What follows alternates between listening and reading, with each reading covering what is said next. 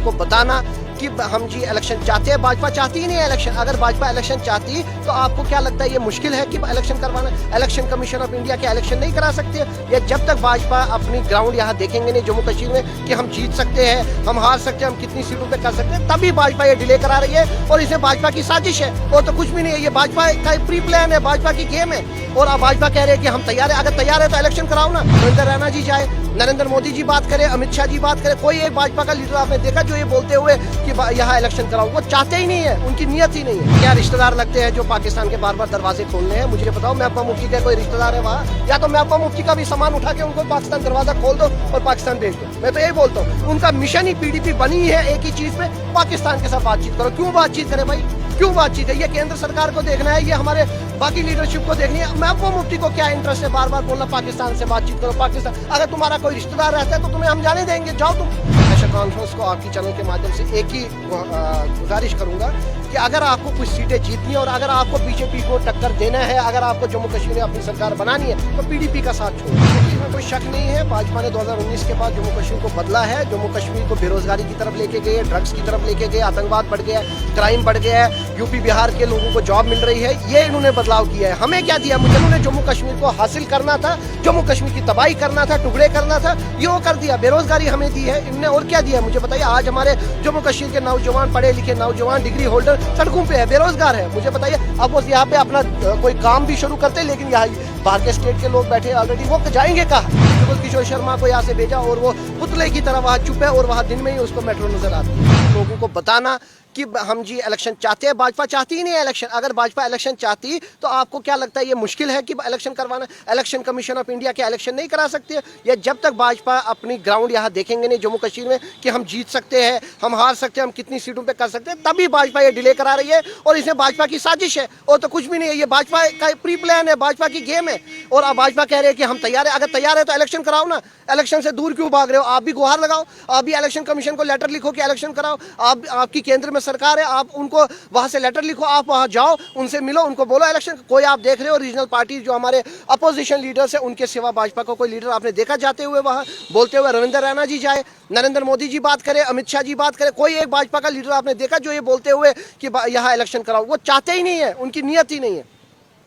देखिए, इसमें कोई शक नहीं है, भाजपा ने 2019 के बाद जम्मू कश्मीर को बदला है। जम्मू कश्मीर को बेरोजगारी की तरफ लेके गए, ड्रग्स की तरफ लेके गए, आतंकवाद बढ़ गया है, क्राइम बढ़ गया है, यूपी बिहार के लोगों को जॉब मिल रही है। ये इन्होंने बदलाव किया है। हमें क्या दिया मुझे बताया? आज के डेट में आप किसी भी डिपार्टमेंट में चले जाइए, यूनिवर्सिटी में चले जाइए, टूरिज्म डिपार्टमेंट में चले जाइए, टूरिज्म स्पॉट पे चले जाइए, जम्मू कश्मीर का कोई एम्प्लॉय आपको नजर नहीं मिलेगा। आपको यूपी बिहार और बाकी स्टेटों के मिलेंगे। तो ये इन्होंने बदलाव किया है। कौन से अच्छे दिन हमारे लाए? इनने कहा था नया जम्मू कश्मीर बनेगा, रोजगार मिलेगा, 2 करोड़ रोजगार, अच्छे दिन आएंगे, फैक्ट्रीज इंडस्ट्रीज लगेंगे। क्या मिला?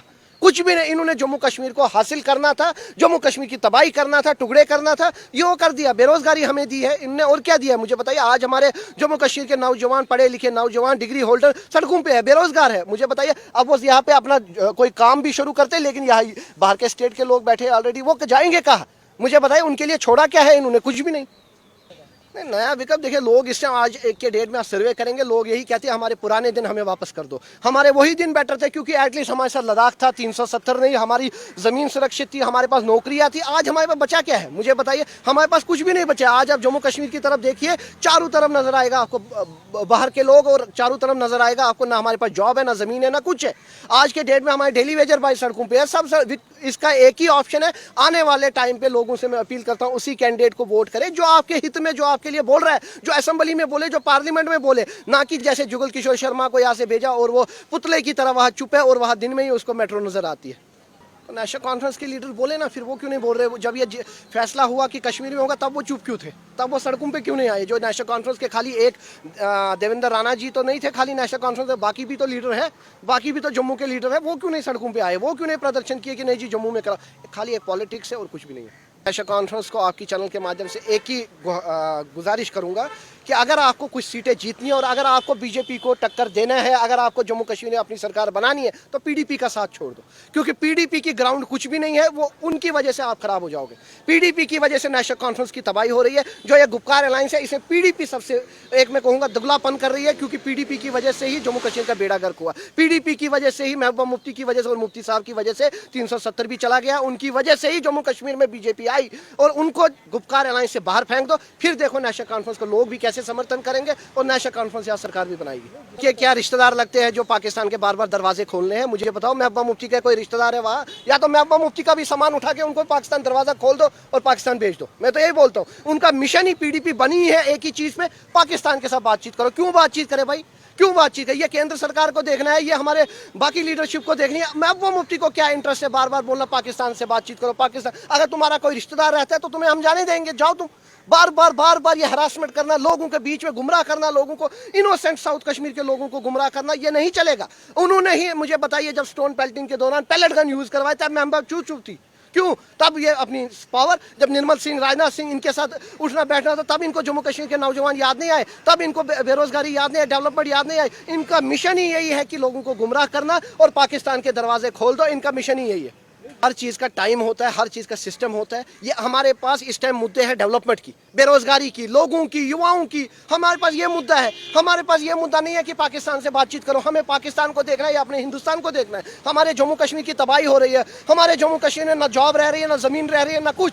और हम पाकिस्तान की बात करें, चाइना की बात करें, हमें क्या लेना देना? हमें पहले डेवलपमेंट की बात करनी है, लोगों को रोजगार देना है। हमें ये सोचना है कि 2024 में हम भाजपा के साथ कैसे मुकाबला करेंगे, हमें ये देखना है, ना कि हमें देखना है पाकिस्तान के दरवाजे खोलो। को आशीर्वाद है भाजपा का, तो उनको टेंशन नहीं है। वो खुद वो लोगों को गुमराह कर रहे हैं और कुछ भी नहीं। आने वाले टाइम पे देखिए, वो भाजपा के साथ ही आपको मिलेंगे। अपनी पार्टी का कोई स्टैंड नहीं है, वो भाजपा के साथ है, भाजपा के साथ ही रहेंगे।